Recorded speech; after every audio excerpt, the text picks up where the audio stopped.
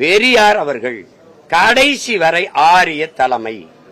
மூதறிஞர் ராஜாஜி அவரோட நட்போடு இருந்தாரா இல்லையா?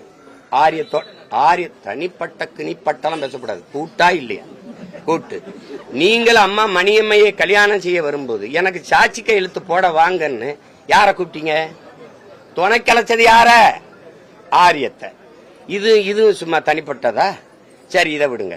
பேரறிஞர் அண்ணா என்கிற பெருந்தகை இங்க இருந்து வெளியில திமுக திராவிடர் கழகத்திலிருந்து வெளியில வந்து திராவிட முன்னேற்ற கழகத்தை ஆரம்பிச்சு 1962 தேர்தலில் போட்டியிடும் போது மூதறிஞர் ராஜாஜி அவர்கள் தலைமையில் இருந்த சுதந்திரா கட்சியோடு கூட்டணி வச்சாரா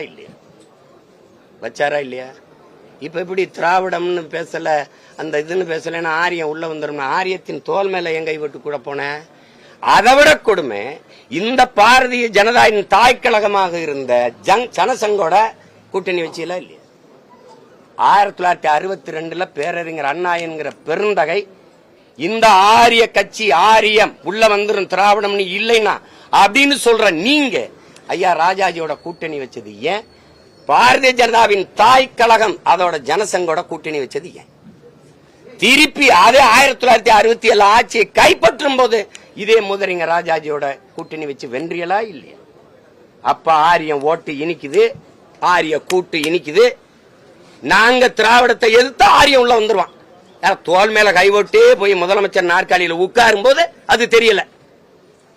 என்னது இது? பெரியாரை எதிர்த்தால் பிஜேபி RSS எப்படி? நீங்க தான் எதிர்ப்பீங்க. நாங்க எதிர்க்க மாட்டோம் RSS பிஜேபி கோட்பாட.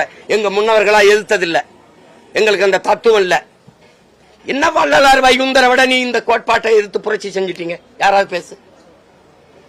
வள்ளலார் வைகுந்தரை விட சீர்திருத்தவாதி இந்த மண்ணில் வினாசு. இந்த கோட்பாட்டுக்கு எதிராக ஒரு கோட்பாட்டை உருவாக்கி சுத்த சன்மார்க்கம் ஒரு சமயத்தை கண்டவன் எங்க மூதாதை வள்ளலார். அன்பு வழி என்று ஒரு மார்க்கத்தை மதத்தை உருவாக்கணும் எங்க பாட்டேன் வைகுந்தர். சாதிய இழிவை தொடர்த்தி அவன மாதிரி போராடினது உண்டா? வள்ளலார் மாதிரி போராடியது உண்டா? சொல்லுங்க நீங்க. பசியோடு என் மக்கள் இருக்கக்கூடாதான்னு அடுப்பில் பற்ற வைத்த இந்த நெருப்பு தான் எரியணும், வயிற்றில் பசி நெருப்பு எரியக்கூடாதான்னு அணைய விடாமல் பார்த்துக்கன்னு சொன்னதுக்காக 150 வருஷமா எரிஞ்சுக்கிட்டு இருக்க அடுப்பு. அப்படி ஒரு வேலையை தந்தை பெரியார் அவர்கள் செஞ்சது உண்டா சொல்லுங்க. என்னுடைய பேர்ல இருக்கிற கல்லூரிகளில் கட்டணம் வாங்காத கல்வி கொடுக்கணும்னு அது ஒண்ணு இருக்கா? கேள்வி.